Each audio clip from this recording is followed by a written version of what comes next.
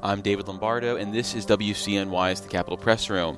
We're continuing to get to know the new faces who will likely be joining the state legislature in June, and on this episode we're checking in with Frank Jereis, who won the Democratic primary in June to succeed his retiring boss in a Yonkers-based assembly seat. Welcome to the show, Frank. Thank you for having me. Well, as I alluded to at the top, you served as chief of staff to the current representative for the 90th Assembly District, Nader Sayegh, who is not running again. In what ways do you think you'll be similar to him in this role? And how do you think your approach and philosophy and maybe some of your votes might be different than the incumbent? Well, the Assemblyman had a long career in education, and this Assembly District is the only Assembly District wholly contained in Yonkers. So it makes an important part to fight for Yonkers Public Schools. The Assemblyman did a really incredible job in fighting for Yonkers Public Schools. I look forward to doing that and hopefully continuing his fight to change New York State's educational funding formula to municipalities and school districts. And then, on the other side of things, a big thing that I also plan on doing is bringing the district office more into the community. The 90th Assembly District is a very diverse community, and there are communities that simply can't get to the district office to receive state resources. So I look forward to hopefully having a mobile office and putting the district office into the communities that I hope to represent in January. You originally planned on becoming a doctor, studying biology for your undergrad degree. Do you think you'll end up using that background at all in the state legislature, where you're asked to weigh in on a variety of topics that might include, say, the healthcare space or biology of human beings? I mean, absolutely. And sort of when I always wanted to go into public service, and I always thought a doctor would be a good route to go because what's a better profession to help people than being a doctor? And then, coming from Yonkers, where we have two safety net hospitals in Yonkers, St. Joe's and St. John's, having that biology background and knowing how important public health is really is going to make me want to fight for these safety net hospitals, make sure they get the proper state funding, and make sure that they're able to serve the community at large with a top-notch healthcare system. I want to come back to something you mentioned in your first answer, and that's financing and state support for the Yonkers school system. Every politician thinks their district schools need more state funding. It's one of the reasons we can't actually get people to agree on changes to the funding formula for New York schools. So how are you going to approach this as, say, a freshman member in 2027? Well, obviously, I'll be only one of 150, but I look forward to sharing the plight of my city with the speaker, with my fellow colleagues. Yonkers contributes more to its public schools than Rochester, Buffalo, and Syracuse do combined. Mayor Mike Spano, who's been mayor in Yonkers now for 15 years, has done a tremendous job of making sure Yonkers does its part for our public school system. It's record aid that's given from Yonkers to the school district, mainly coming from Yonkers property taxes. And now I sort of feel like New York State needs to come in and help, which they have. I'm sure this past year, thanks to Majority Leader Andrew Stewart-Cousins, State Senator Shelley Mayer, and my boss Nader Sayegh, they were able to contribute an extra $40 million in aid for Yonkers. But it's sort of just not working anymore when you look at these other school districts in the state that are just getting so much more money from Yonkers. And Yonkers is a growing city, the third largest in New York. And it's a diverse city in the sense the city has taken the lead on expanding affordable housing. Yonkers' population is about 20% of the county, yet we have about half of the affordable housing stock in Westchester. So this is a community, in my opinion, that state government should take the lead on making sure that there is a top-notch education available. In addition to the school issues in Yonkers, like many cities north of New York City, has had struggles financially. And I'm curious what, if any, changes you think the state should be looking for cities like Yonkers or other upstate cities if they are going to continue offering additional state support, because we saw in this past budget that there was additional aid to some of these cities in the budget. But do you think the answer at the state level is to just continue to increase funding, or does there need to be some sort of systemic change in how these cities like Yonkers do business? Well, and as far as how Yonkers does business, I do agree that there needs to be state oversight, particularly on the state dollars that come down into the district. But I sort of just think it seems like every year Yonkers sends bus loads of parents and students and advocates up to the state capitol to beg for more funding. And every year there's a certain dollar amount that gets put in extra from the state delegation. I just think instead of wrangling over dollars every year, it would be fruitful just to have a system where Yonkers can get the money that it deserves from the beginning, not where, we need to fight to get the $12 million back in bullet aid when it's not in the governor's proposed budget. It's been in the past budget for so many years, yet it seems like every year the state delegation needs to fight to make sure it's included in the adopted budget. And Yonkers, in a sense, should be rewarded for all that it's done for its affordable housing. As you know, the governor's done a major push and state leaders have done a major push to build more housing in New York State. A lot of municipalities don't want to, but Yonkers and Westchester County has taken the lead in building more housing. And I do think that the state really needs to incentivize municipalities to continue doing that.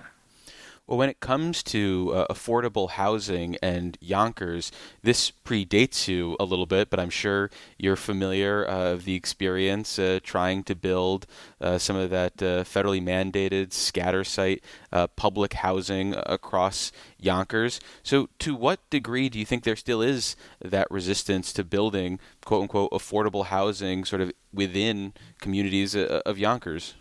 Fortunately, and I think this has a lot to do with the Mayor Spano in Yonkers, he was able to really bring communities all across Yonkers on board with housing. And part of it is the mayor has an ordinance. I believe the ordinance is at 12% now. Every time new housing is built in Yonkers, they're mandated within those complexes to have 12% affordable housing. Well, before we move on, let me reintroduce you for listeners just joining us. This is WCNY's The Capitol Press Room. I'm David Lombardo, and we're speaking with Frank Jereis, who won the Democratic primary in the 90th Assembly District in June and is the presumptive next representative for this Yonkers-based Assembly seat. So I read in the Yonkers Ledger that you grew up in a household where your mother was a longtime Democratic Party ward and your dad was the former chair of the Yonkers Republican Party. Did your family just avoid politics at the dinner table, or was there just a lively discussion about ideology and partisanship? Well, my dad is a registered Democrat now. Funny enough, he switched about, I would say, 9 years ago. But my mom always argues with us because we're always talking politics at the dinner table. And my mom tries to say, no politics at the dinner table. But philosophically, my mom has been a longtime Democratic ward leader, as you mentioned. Her ward falls within my assembly district, and kind of her upbringing helped guided my philosophies as a Democrat, a pragmatic Democrat. And sticking with your family, you've talked about your experience with your father, getting convicted of bribery and extortion more than a decade ago. How, if at all, do you think that will inform your approach to things like ethics and good government if you're in the assembly? Well, I do think ethics and good government is very important. And I do think that the state legislator does have a lot of oversight, which is important, especially nowadays. And, there is a Department of Justice, there is the New York State Attorney General's office. So, in that sense, it's important that, everybody makes sure that they're following the rules like they should. And, on the other sense of it, having my father been incarcerated also helps guide my knowledge of, it's difficult being the son or being the daughter or being a family member of someone incarcerated. So, it helps guide sort of my thinking when it comes to those who are incarcerated, us particularly those individuals that are up there in age that should enjoy time with their family. Certainly, my experience with my father will guide those decisions for me as well. Well, you mentioned the idea of people aging in prison, and one of the bills that progressive criminal justice advocates here in Albany push is what's called fair and timely parole or something like that. Elder parole as well, ensuring that people who get to a certain age, I think it's 55, have a ability to get considered for parole. Is that something you could envision yourself supporting here in Albany? Absolutely. I wouldn't want to tie anybody's hands and force anybody to be released from prison, but I do believe they should have the opportunity at least to be heard, to be released from prison and for their application to be considered for parole.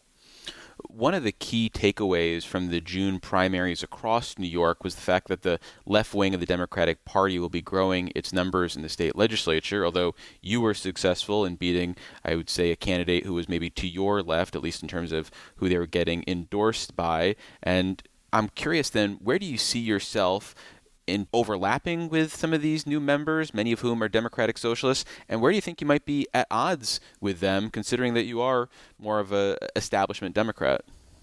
Well, and there's a lot of policies that the Democratic Socialists of America have that I share too, especially when it comes to healthcare, especially when it comes to getting money out of politics.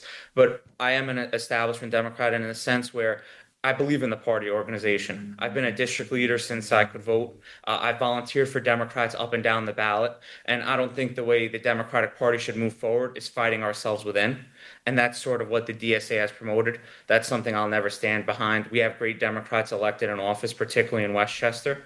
There was even a congressional race in northern Westchester, District 17, where a moderate won there as well and beat the working families candidate. So I just think, at least in Westchester, we were kind of the difference from outside of all of New York, where we stood on our principles, we stood with the party organization, and it led to good June victories for the party candidates.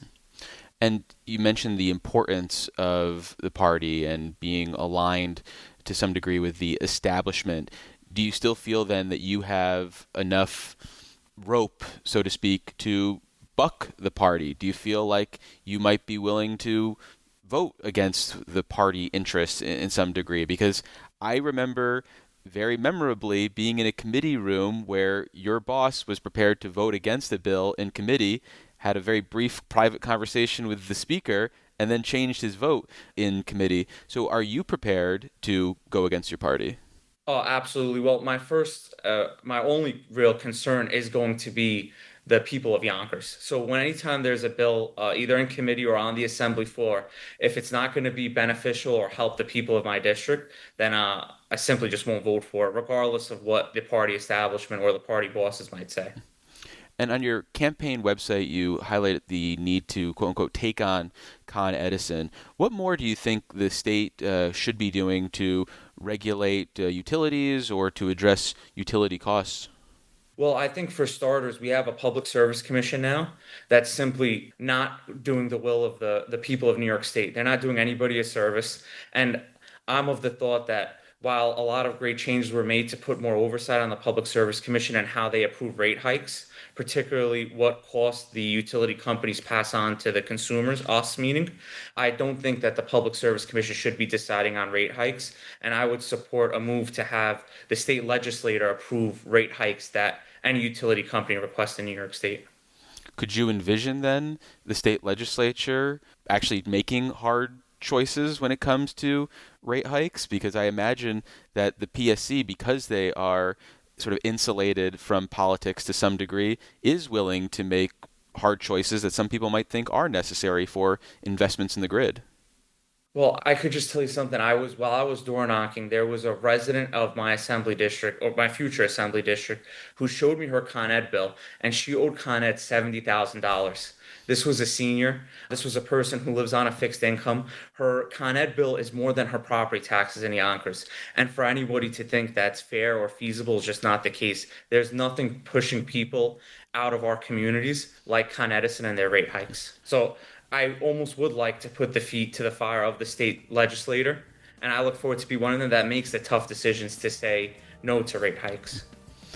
Well, we've been speaking with Frank Jereis. He is the winner of the Democratic primary for the 90th Assembly District in June, and he's the presumptive next representative for this Yonkers-based seat.